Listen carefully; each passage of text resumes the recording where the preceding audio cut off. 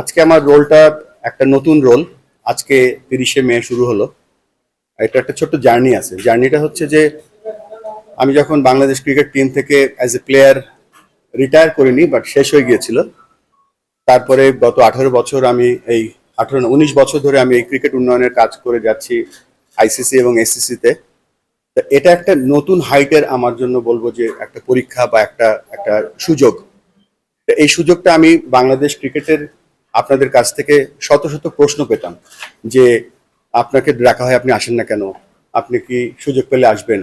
সত্যিকার অর্থে এই প্রথম গত মাসে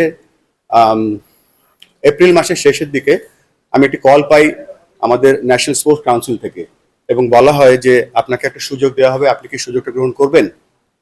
আমি যে আপনাদেরকে এত প্রমিস করতাম বা আমি ওয়েট করতাম একটা কলের জন্য, সেই কলটা আমি যখন পেয়ে গেছি তখন আর আমি পিছনে তাকাইনি। আমার একটাই লক্ষ্য ছিল যে কিভাবে এই কলটাকে আমি রেসপেক্ট করতে পারি।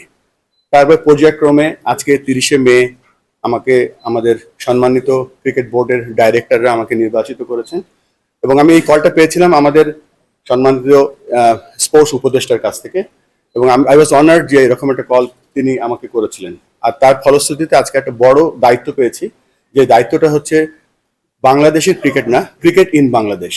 বাংলাদেশে কি ক্রিকেট আছে সেটা আমরা চেষ্টা করব আরো সামনের দিকে এগিয়ে নিয়ে যেতে। আমি বিশ্বাস করি যে 11 জন ক্রিকেট খেলে না, বাংলাদেশে সবাই ক্রিকেট খেলে।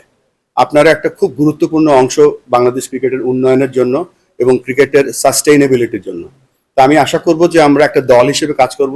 আমরা সেটা করে এসেছি বলে আজকে আমরা 25 বছর ধরে টেস্ট খেলছি, আমরা ভালো পারফরমেন্স করছি, আমাদের অনূর্ধ্ব 19 দল বিশ্বকাপ জিতেছে, আমাদের মেয়েদের দল এশিয়া কাপ জিতেছে। আমরা আরো ভালো কিছু আশা করতে পারি, আশা করব। সে পোটেনশিয়াল আমাদের মধ্যে আছে, এবং এই জন্য কথাগুলো বললাম যে আমরা সকলে একটা টিম, আমরা সকলে বাংলাদেশকে সাপোর্ট করি, এবং let's work together to bring Bangladesh cricket in a different height. আমি আবারও ধন্যবাদ জানাচ্ছি আমাদের বাংলাদেশ ক্রিকেট বোর্ডের সম্মানিত ডাইরেক্টর যারা আমাকে আজকে আজকে নির্বাচিত করেছে।